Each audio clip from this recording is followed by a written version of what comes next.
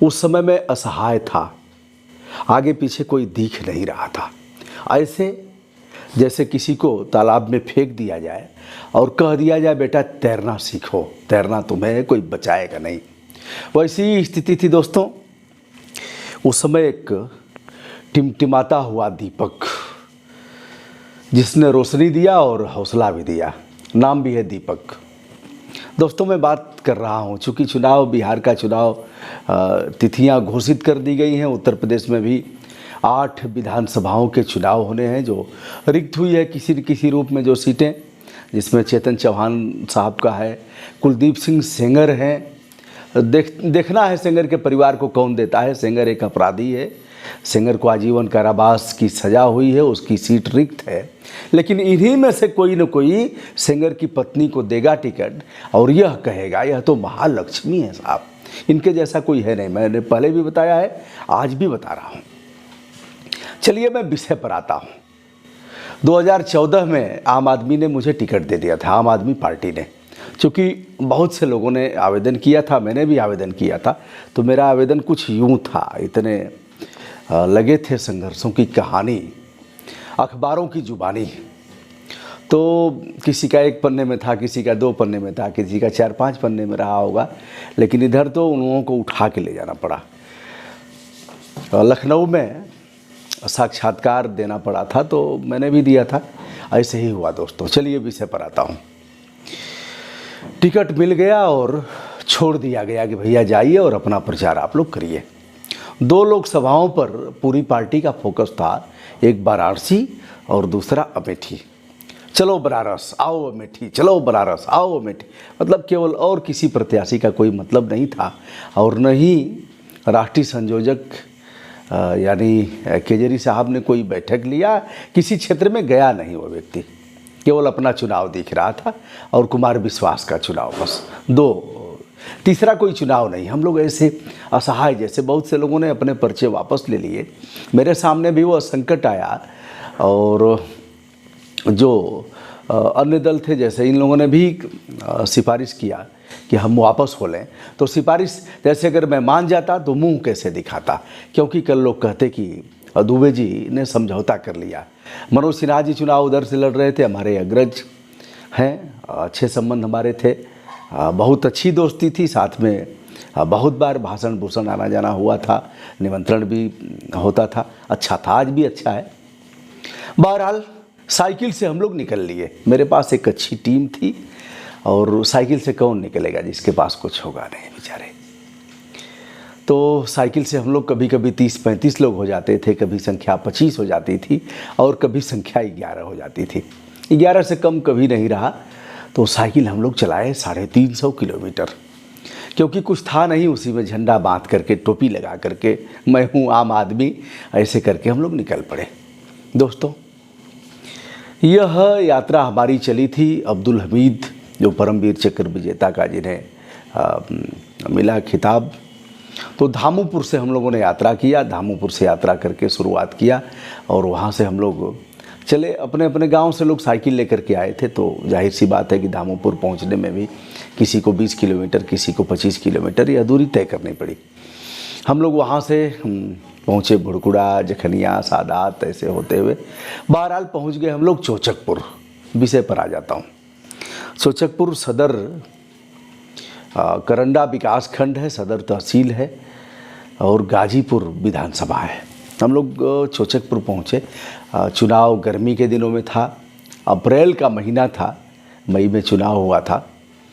भूख प्यास दोनों लगी थी, भयंकर रूप से प्यास लगी थी, भूख लगी थी। चोचकपुर बाज़ार में नुक्कड़ सभाएं करते थे, वहीं खड़ा होकर के लाउडर लगा करके, कुआ वाला लाउडर था लटका करके, उसी में भाषण करते थे। ताकत बड़ी लगती थी, क्योंकि चिल्लाना पड़ता था, लोग सुनेंगे कैसे। बहरहाल लोग इकट्ठा हो जाते थे, लोग जानते भी थे, लोग नाम से जानते थे, बहुत से लोग शकल से जानते थे, लेकिन जानते थे। जो नहीं जानते थे उनको लोग बताते थे कि ब्रजभूषण दुबे हैं, अरे यही ना हुआ किए थे, यही ना वहाँ जेल भिजवाए थे, यही सड़क ठीक करवाए थे, यही श्रमदान करवाए थे, अनेकानेक चीज़ें जो हमसे जुड़ी हुई थी, मित्रों से जो जुड़ी हुई थी। अब भाषण करने के बाद अब पानी पीना है क्योंकि प्यास पहले से भी लगी थी। कहीं कुछ दिख नहीं रहा था, जेब में उतने पैसे नहीं थे। उस दिन संख्या भी मित्रों की अच्छी थी। क्या क्या ऐसा किया जाए। पानी तो हैंडपंप पर ही हम लोग पीते थे। हैंडपंप कहीं सरकारी हैंडपंप यानी इंडिया मार्का 2 दिख जाता था तो हम लोग उस पर पानी पीते थे।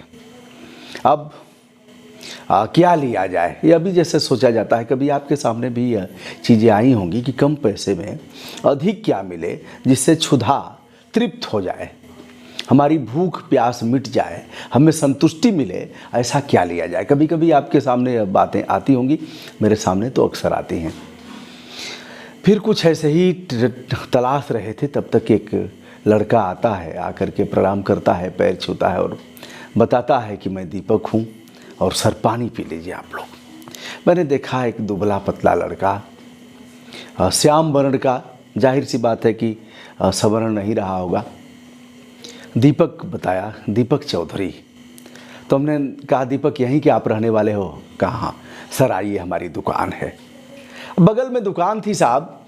दुकान पर पहुँचे तो पॉलीथीन लगा करके एक बड़ा सा ठेला, और ठेले पर पॉलीथीन ऐसे लगाया गया था कि धूल से बचाव हो सके। वहीं दीपक ठेले के पास एक स्टूल पर बैठ करके अपनी दुकान चलाता था। दुकान पर क्या था? दुकान पर आपके अलग अलग भाषा में उसको बोला जाता होगा खुरमा एक बोला जाता। खुरमा यानी आटे को गूँथा जाता है, गूँथ करके उसमें कुछ तिल वगैरह कुछ ऐसे डालते हैं और फिर चीनी का पाग बना करके उसमें उसे डुबो देते हैं, तो आटा और चीनी मिल करके खुरमा हो जाता है। एक ऐसे ही खजुली होती है, एक तो छोटे वाली होती है, गुड़ वाली होती है, और दूसरी चीनी वाली होती है। देखिए जैसे जैसे मैं कह रहा हूँ हमको अजीब लग रहा है कि मतलब क्या वह समय थे और कितना दिल था उस लड़के के पास। पागल जैसे हम लोग घूम रहे थे, न केजरी पूछा न केजरी के लोगों ने पूछा। एक बार कोई प्रतिनिधि नहीं आया। अलका लांबा किसी तरह से आई थी तो आकर के कुछ थोड़ा बहुत घूम करके, आज अलका लांबा उस दल में नहीं है। तो दोस्तों दीपक आया और दुकान के पास ले गया। हम लोग देख रहे हैं कि दीपक जैसे उसका दिल कैसा है और किस तरह से एक भीतर संवेदित पक्ष, आदर्श पक्ष और क्या करना चाह रहा है। दीपक ले आया, तौल नहीं किया, ऐसे ही रखा उसमें, और एक डलिया जैसा था प्लास्टिक का, उसी में ले आया। दोस्त हमारे पहले तो हम ही को देते थे, लीजिए लीजिए भैया, लीजिए भैया लीजिए। उसमें थे हनुमान बिंद थे, सत्येंद्र बिंद थे, मनोज तिवारी थे, दिवांशु पांडे थे, सोनू चौहान थे, ऐसे ही तमाम लोग जिनका नाम मैं नहीं ले पा रहा हूँ, वो लोग हमें क्षमा करेंगे। और शोभनाथ यादव थे, बंसराज यादव थे, ऐसे ही लोग थे दोस्तों। और फिर हम लोग फिर शुरू किए खाना। बहुत अच्छा लगा। एक तो भूख लगी थी, प्यास लगी थी। दीपक पानी ले आया बाल्टी में, उसमें मग्गा था, गिलास ले आया। तो हम लोगों ने कहा नहीं, मग्गे से पानी। हम लोग ऐसे ही पीते भी थे। हैंडपम्प चलाया और ऐसे करके पानी पिया और फिर भारत माता की जय बोल करके आगे बढ़ गए। तो दोस्तों